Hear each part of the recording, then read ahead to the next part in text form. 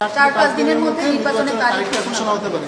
আপনারা কি মনে করেন যে আসলে হতে পারে কিনা বা সম্ভাবনা কতটুকু দেখেন? না, এটা নির্বাচন কমিশনের দেখুন, যতক্ষণ পর্যন্ত মাননীয় প্রধান উপদেষ্টা অথবা ওনার কার্যালয় থেকে যথাযথ প্রক্রিয়ায় নির্বাচন কমিশনে লন্ডন বৈঠকের পরবর্তী যে সিদ্ধান্ত হয়েছে, সম্মতি হয়েছে, সেটা কমিউনিকেট না হচ্ছে, ততক্ষণ পর্যন্ত বাদ বাকি আমরা বা অন্যরা যাই বলি না কেন সেটা ধর্তব্য নয়।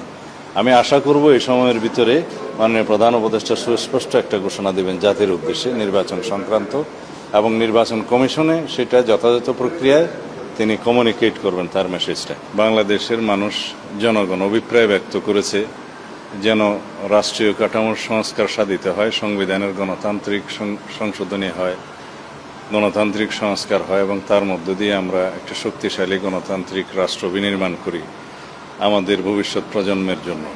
সেই লক্ষ্যে যে সংস্কার কমিশনগুলো গঠিত হয়েছিল তাদের রিপোর্টের পরবর্তীতে ব্যাপক আলোচনা হয়েছে প্রথম ধাপ এবং দ্বিতীয় ধাপের, এবং সেই আলোচনা এখন চলছে। জাতীয় ঐকমত্য কমিশন নামে সেই কমিশন এখন করছে, যার সভাপতি মাননীয় প্রধান উপদেষ্টা।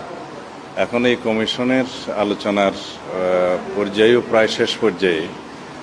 অনেক বিষয়ে জাতীয় ঐকমত্য প্রতিষ্ঠিত হয়েছে, দুই একটা বিষয়ে হয়তো নোট অফ ডিসেন্ট দিয়ে ঐকমত্য হয়েছে।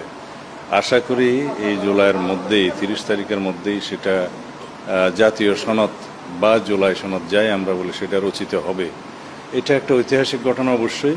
স্বাধীনতা পরবর্তীকালে যেহেতু স্বাধীনতার যে মূল মন্ত্র সেটা জাতি অর্জন করতে পারে নাই, পরিপূরণ করতে পারে নাই, মুক্তিযুদ্ধের চাহিদা এবং জনমানুষের চাহিদা পূরণ করতে পারে নাই, অভিপ্রায় হয়তো পরিপূর্ণভাবে পূরণ হয় নাই। সেই জন্য এবার আমরা আশা করি যে জাতীয় ঐকমত্য কমিশনের মাধ্যমে যে সংস্কারগুলো, আইনি সংস্কার, সাংবিধানিক সংস্কার এবং রাষ্ট্র কাঠামো সংস্কারের যে প্রস্তাবগুলো ঐকমত্যের ভিত্তিতে গৃহীত হচ্ছে, এবং সেটা বাস্তবায়ন হলে অবশ্যই আমরা আমাদের কাঙ্ক্ষিত, আমাদের শহীদের রক্তের আকাঙ্ক্ষা এবং প্রত্যাশা অনুযায়ী, জনপ্রত্যাশা এবং জাতির আকাঙ্ক্ষা অনুযায়ী আমরা সেরকম একটি রাষ্ট্র, সমাজ কাঠামো এবং সরকার ব্যবস্থা বিনির্মাণ করতে পারব।